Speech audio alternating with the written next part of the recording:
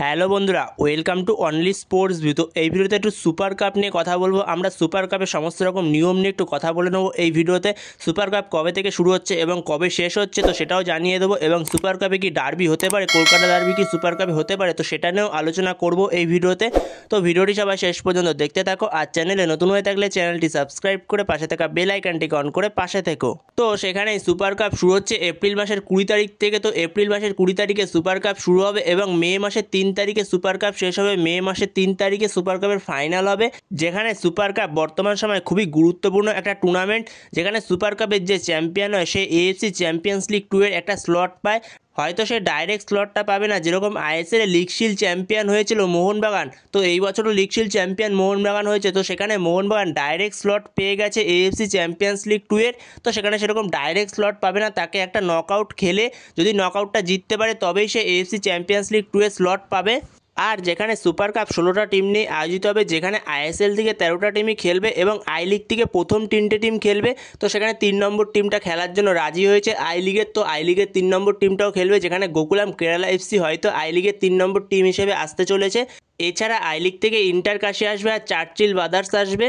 তো সেখানে super cup শুরু হচ্ছে এপ্রিল মাসের 20 তারিখ থেকে মে মাসের 3 তারিখ অবধি সুপার কাপ হবে, যেখানে 13 দিনের টুর্নামেন্ট হবে সুপার কাপের। তো সেখানে প্রত্যেকটা ম্যাচই নকআউট টুর্নামেন্টে হবে সুপার কাপ, যেখানে রাউন্ড অফ 16 হবে, কোয়ার্টার ফাইনাল হবে, সেমিফাইনাল হবে এবং ফাইনাল হবে, যেখানে ফাইনাল হবে মে মাসের 3 তারিখে। তো সেইখানে আই লিগের প্রথম 3টে টিম খেলবে আইএসএল এর প্রথম 3টে টিমের সঙ্গে। তো যেখানে আইএসএল এর প্রথম 3টে টিম যেখানে 1, 2, 3 নম্বরে শেষ করেছে, যেখানে মোহনবাগান এফসি, গোয়া এবং বেঙ্গালুরু এফসি তারা 1, 2, 3 নম্বরে শেষ করেছে আইএসএল এর পয়েন্টস টেবিলে, এবং আই লিগের পয়েন্টস টেবিলে যারা 1, 2, 3 নম্বরে শেষ করে তো তারা খেলবে তাদের সঙ্গে।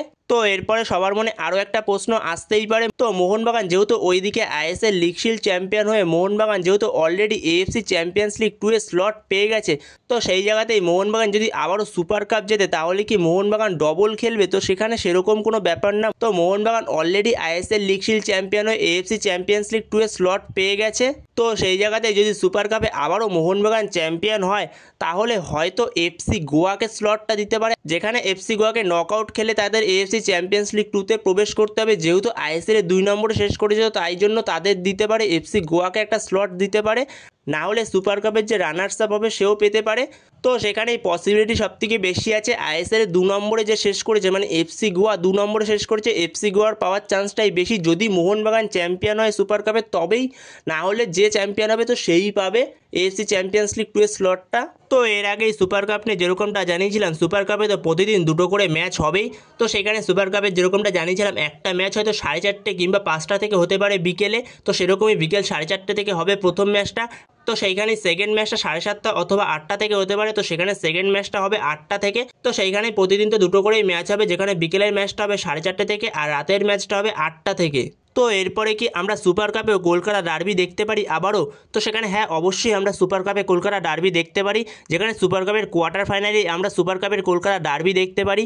যেখানে সুপার কাপ শুরু হচ্ছে 20 তারিখ থেকে, যেখানে 20 তারিখের প্রথম ম্যাচই রয়েছে Kerala Blasters FC versus east বেঙ্গলের মধ্যে। প্রথম ম্যাচটা রয়েছে বিকেল 4:30 থেকে। তো সেই ম্যাচটা যদি ইস্ট বেঙ্গল জেতে তাহলে ইস্ট বেঙ্গল কোয়ার্টার ফাইনালে চলে যাবে। আর 20 তারিখ রাত্রে যে ম্যাচটা রয়েছে তো সেখানে মোহনবাগান মুখোমুখি হবে আই লিগের যে কোনো একটা ক্লাবের সঙ্গে। তো সেখানে এখনও পর্যন্ত সেটা অফিসিয়ালি হয়নি কোন ক্লাবের সঙ্গে মুখোমুখি হবে। তো সেইখানে যদি মোহনবাগান জিততে পারে সেই ম্যাচটা তাহলে মোহনবাগানও কোয়ার্টার ফাইনালে চলে যাবে। তো সেই জায়গায় যদি সেই ম্যাচটা মোহনবাগান জিততে পারে তাহলে মোহনবাগানও কোয়ার্টার ফাইনালে চলে যাবে। তো সেখানে ইস্ট বেঙ্গল মোহনবাগান আবারও মুখোমুখি হবে, তো কলকাতা ডার্বি আবারও হওয়ার চান্স রয়েছে। তো সেখানে কলকাতা ডার্বি আবারও হতে পারে।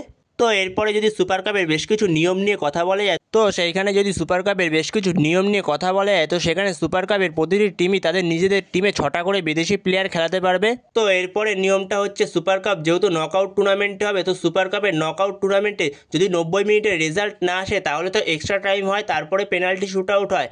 তো সেইখানে সুপার কাপে যদি 90 মিনিটসের রেজাল্ট না আসে তো সেখানে round of 16, quarter final, semifinal এগুলোতে যদি 90 মিনিটসের রেজাল্ট না আসে তো 90 মিনিটসের পরে ডাইরেক্ট পেনাল্টি শুট আউটে খেলাটা চলে যাবে। কোনো রকম এক্সট্রা টাইম দেওয়া হবে না, 15-15 যে এক্সট্রা টাইমটা দেওয়া হয় কোনো রকম এক্সট্রা টাইম দেওয়া হবে না। তো যেখানে রাউন্ড অফ 16, কোয়ার্টার ফাইনাল এবং সেমিফাইনাল এখানে কোনো রকম এক্সট্রা টাইম দেওয়া হবে না, ডাইরেক্ট পেনাল্টি শুট আউটে খেলা চলে যাবে। তো শুধুমাত্র সুপার কাপ ফাইনালেই 15-15 মিনিট এক্সট্রা টাইম দেওয়া হবে, যেখানে যদি 90 মিনিটসের রেজাল্ট না আসে তবেই এক্সট্রা মিনিট খেলা হবে, যেখানে 15-15। এরপরেও যদি রেজাল্ট না আসে তবে পেনাল্টি শুট আউটে গিয়ে রেজাল্ট আসবে। তো এরকমই সুপার কাপের নিয়ম বেরিয়ে আসছে। তো তোমাদের সব নিয়মগুলোই জানিয়ে দিলাম, সব কিছুই জানিয়ে দিলাম সুপার কাপ সম্পর্কে যা যা রয়েছে। তো বন্ধুরা, তোমাদের কাছে এই ভিডিওটা কীরকম লাগলো অবশ্যই কমেন্ট করে জানিও এই বিষয়ে। তো বন্ধুরা, এই ভিডিওতে এই পর্যন্তই। তো এই ভিডিওতে এই আপডেটগুলো নিয়ে আলোচনা করার ছিল। তো ভিডিওটি ভালো লাগলে অবশ্যই লাইক, শেয়ার, সাবস্ক্রাইব করতে ভুলো না। তো নেক্সট ভিডিওতে দেখা হচ্ছে, ততক্ষণের জন্য বাই বাই।